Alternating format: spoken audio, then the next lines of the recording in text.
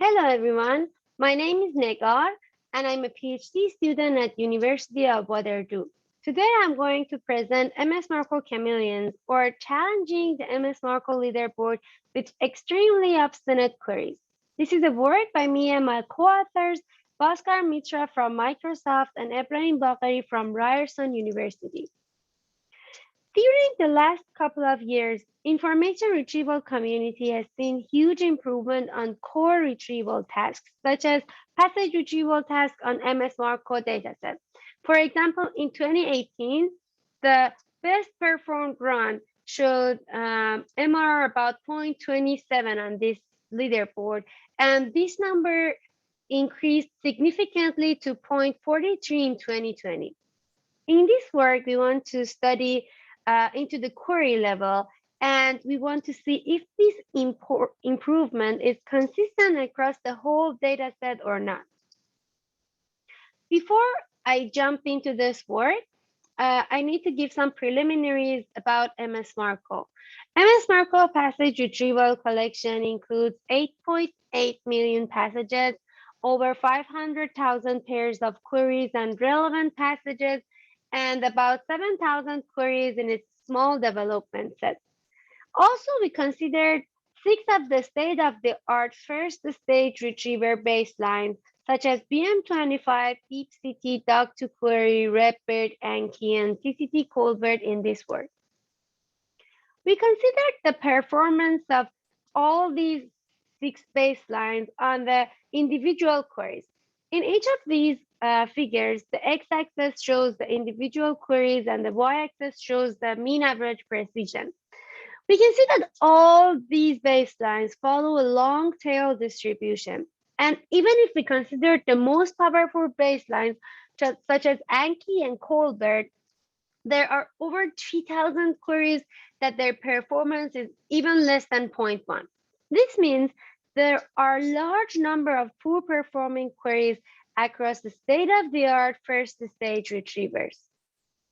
In this work, we are specifically interested in studying hard queries, queries that have shown performance lower than median.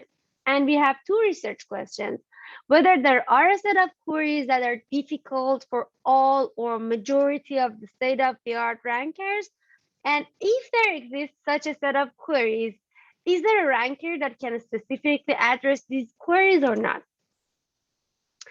Therefore, we classified queries with different difficulty levels. Here we show the bottom X% of worst performing queries for each baseline based on their map. If we consider the 10% worst performed queries for BM25, you got a map of 0. Even if we consider the 20% worst performing queries, we still get a map of 0. This number increases gradually, and even if we consider the 50% worst performed queries, the map is almost 0. But when you consider the reported performance on all queries, there is a huge jump and we get a performance of 0.19. This pattern repeats for every baseline, no matter if they are the most complicated baselines or very simple baselines. And on average, we see a huge gap between the reported number on all queries and when we consider the X% worst performing queries. So we're interested in studying if the queries are common, the hard queries are common for all 6 rankers, or if there is any overlap between the queries that are considered as hard for each individual rankers. So we show the number of queries that are considered hard in all 6 rankers, 5 out of the 6 rankers, or 4 out of the 6 rankers. For example, if we consider queries that are considered that are in 50% worst performed queries for all the 6 rankers, we can see that there are more than 1,600 queries there. And for example, if we consider the queries that are in 50% worst performed group of at least 4 out of the 6 rankers, we see that there are more than 3,000 queries there. So we specifically focus on the 50% worst performed queries for at least 6 5 and 4 out of the 6 rankers. And we call them lesser chameleons, pygmy chameleons, and waylet chameleons. And the reason is because these queries are like chameleons and they are hidden below the performance of on all queries. The names are a little bit weird, so let's call them group of hard, harder, and hardest queries.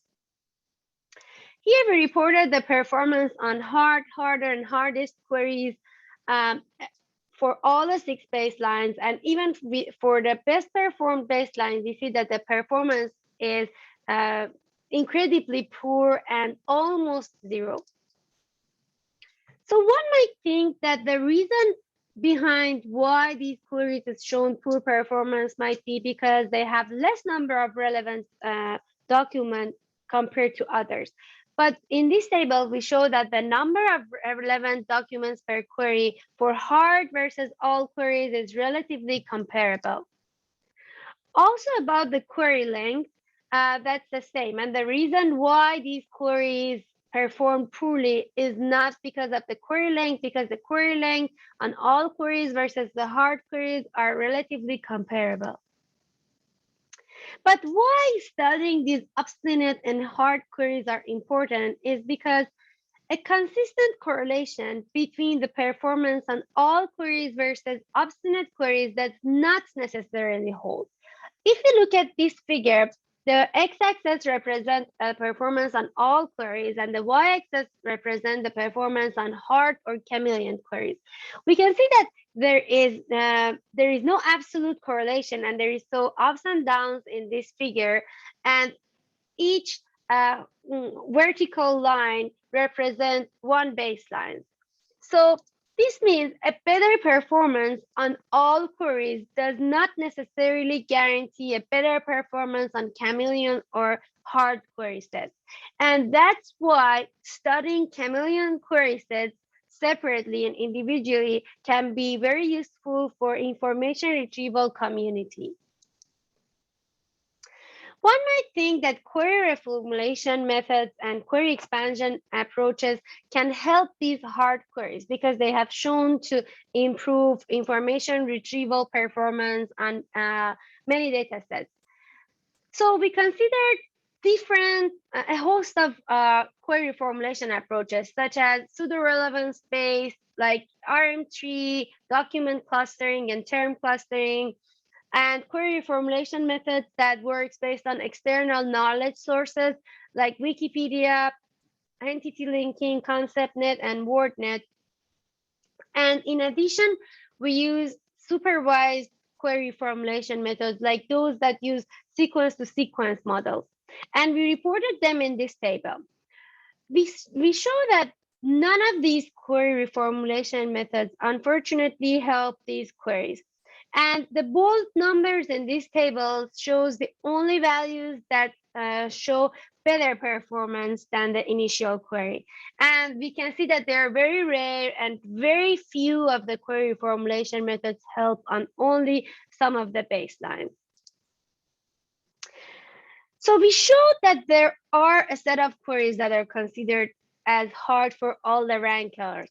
But why these queries are hard, we did a small qualitative studies, and we find that there are 2 common patterns among chameleon queries. One is presence of uncommon or incorrectly spelled terms.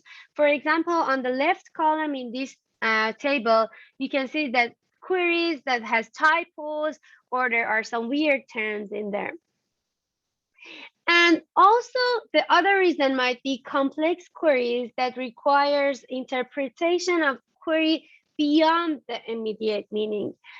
For example, on the right column, you can see some of these complex queries, such as which function automatically counts cells that meet multiple conditions, or some other examples.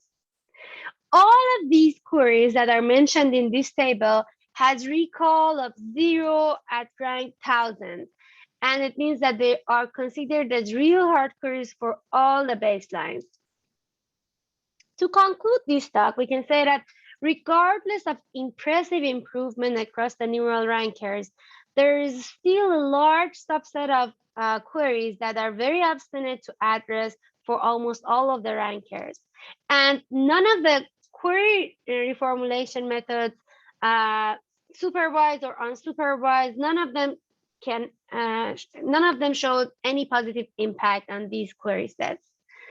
And some of the characteristics of these query sets are not easily addressable by current approaches in the community. And at the end, we curate, analyze, and publicly release these 3 query sets known as MS MARCO Chameleons. And we think that they have a great potential to be considered as an additional resource for future evaluation of ranking techniques. Thank you so much. I would be happy to discuss and answer your question. You can ping me on my email or on Twitter. Thank you.